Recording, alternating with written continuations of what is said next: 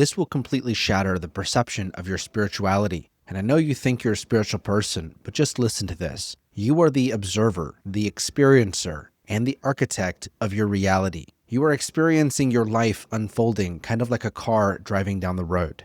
And here's where most people go wrong with manifestation and why no one actually manifests what they actually want, why so many people struggle with it, and why it feels like a constant uphill struggle to manifest what you want to see in your life. There's two reasons for this. Number one is your ego, your human identity of uniqueness. The idea that I'm different from that person and I think I'm this type of person, I like this type of thing, I don't like that, I want that experience over there and I don't want this experience here, all of that. It's the version of you that is constantly pushing and pulling against your soul or your spirit or God or the universe or whatever you want to define that higher power is, okay? And the reason it's pushing and pulling against higher consciousness is because your ego thinks, I want to achieve the manifestation and the goal and the success that I want in this specific way. Now, this might upset a lot of people in the spiritual community, but I want to be clear here. Your ego is not bad. It's not some great evil thing that you must kill off. It's a part of you that is infinitely worthy and valuable, but you must understand its role. Your ego has a certain level of ignorance. It's not the part of consciousness that is meant to be the creative architect. It's the experiencer part of consciousness.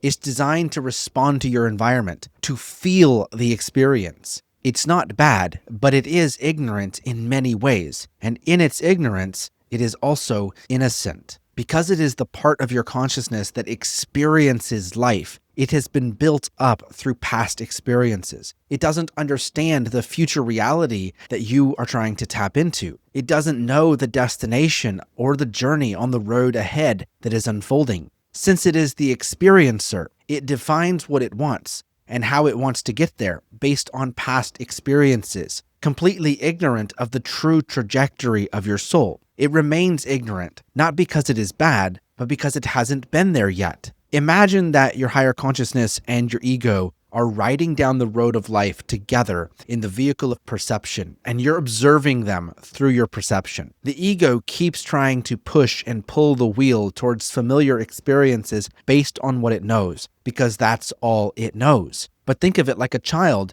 trying to drive a car when they aren't tall enough to see over the wheel, let alone be able to understand a map. Your higher consciousness is waiting for the ego to let go of the wheel so that it can steer the car to the next destination. Your soul, your higher self, or your source consciousness is everything at the same time, so it knows the destination, but it won't force anything on the ego. And this is where it gets a bit interesting, so stay with me. To survive much of life's experiences, the ego has had to try to be the architect. It's had to try to be in the driver's seat. For many people, negative experiences fracture consciousness, creating a separation in the connection between the experiencer you, or the ego, and the higher consciousness you. So the ego has simply done its best to drive the vehicle of your perception, getting by on its own, often making quite the muck of things and driving your life right into the ditch. But what else can you expect? It's been trying to do a job that it was never designed or equipped for. But as a result of all of this, the ego thinks it knows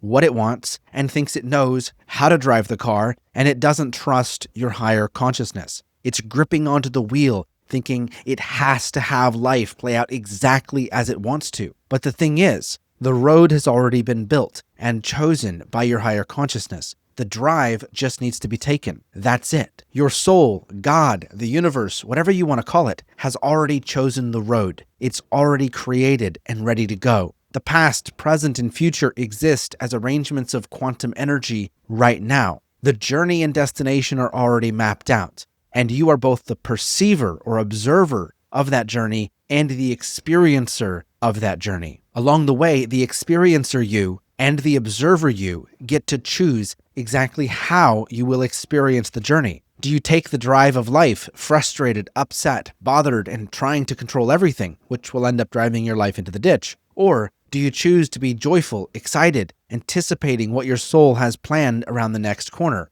which will allow you to actually get there? All that you have to do, literally all you have to actually do to win the game of life, is think about what you would like. Communicate that to your higher consciousness by feeling as if you already have it. And this works because the connection with your higher consciousness flows through the language of energy and emotion. Then all that's left is to just watch the ride unfold. Enjoy the ups and downs of the drive. Experience it fully as the experiencer you. Observe it fully as the observer you. And allow the connection with your higher consciousness to steer it all from the background. You don't need to know what's coming around the next corner. Your job is just to enjoy the ride. Think of it like a movie. If you went to watch a movie and it was super predictable and you knew exactly what was going to happen next, you probably wouldn't even want to watch the movie. It would be kind of boring, right? That's why we all love a really good plot twist that catches you off guard. The reason why life is so interesting, although sometimes it's hard and difficult, the reason why it's also so enjoyable at the same time is that it's both up and down. There's always a bit of light in the dark, and there's always a bit of dark in the light, and they have to coexist for one to exist in the first place. All experiences require some form of a polarity. Your human identity, your ego, this I am me or I want this idea that you have about yourself just has one job, and that is to allow itself to enjoy itself and the experience. Stop trying to control it. Stop trying to fight it. Stop trying to force it. Instead, reconnect with your higher consciousness and feel your emotions fully. The observer you just has one job, and that is to expand your awareness to align your perception with your higher consciousness that sees the road ahead. And from there, simply observe the magic of the whole experience. Your higher consciousness wants you to have a really great experience of life, but it can't steer things smoothly if the ego is constantly trying to jump in the driver's seat, choosing destinations based on past experiences. And your higher consciousness won't force the path. If the ego wants to be in the driver's seat, it will let it do that, even if it crashes a little bit or a lot. So enjoy the experience, observe the process, and trust in your soul or God or the universe, or really just trust yourself, because you are all of it, and everything will always work out and you'll be fine. Now, all you have to do is allow yourself to enjoy the journey, and I'll see you along the way on the flip side. But if you want support in embodying and allowing yourself to have a full and complete life that you love, check out the link in my bio because I've put some things there for you.